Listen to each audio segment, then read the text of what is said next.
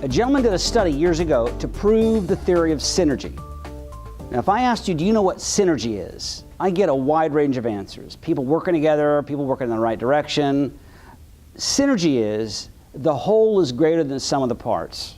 2 + 2 = 5. 1 + 1 = 3. This guy did a study using 2 plow horses to prove the theory of synergy. He wanted to see how many bricks those plow horses could pull. He yoked one horse up to a sled, and that horse could pull 7,000 pounds worth of bricks.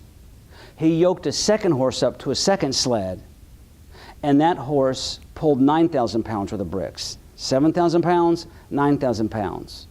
That's 16,000 pounds. But when he yoked those horses side by side, those horses together, pulling in step, pulled 32,000 pounds worth of bricks.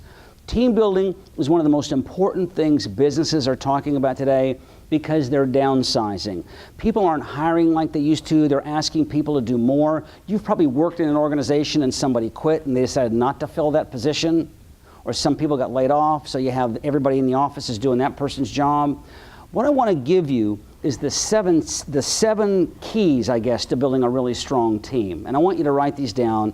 It starts off with open communication. I believe 90% of what goes wrong in the workplace today is involved in communication. As a matter of fact, if any of you are in a relationship or married, I believe 90% of what goes wrong at home is poor communication skills at some point.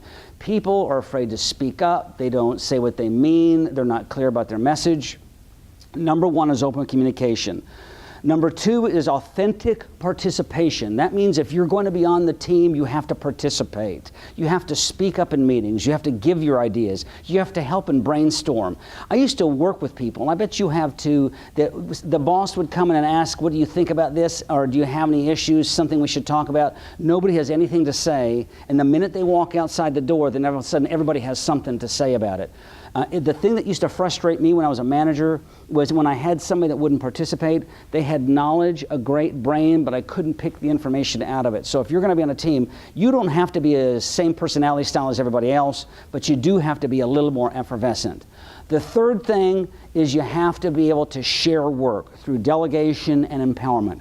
Many managers don't delegate like they should because it's easier to do it yourself, or they don't feel they trust people, or certain teams maybe have more work than others. You have to be able to share the work and share the responsibilities. Number 4 is you have to be able to resolve conflicts. The thing that happens in organizations is they just let things fester. Nobody wants to handle a situation and they ignore it, and it becomes the 900-pound elephant in the room that nobody wants to pay attention to. It needs to be handled, even if it's poor performance among employees.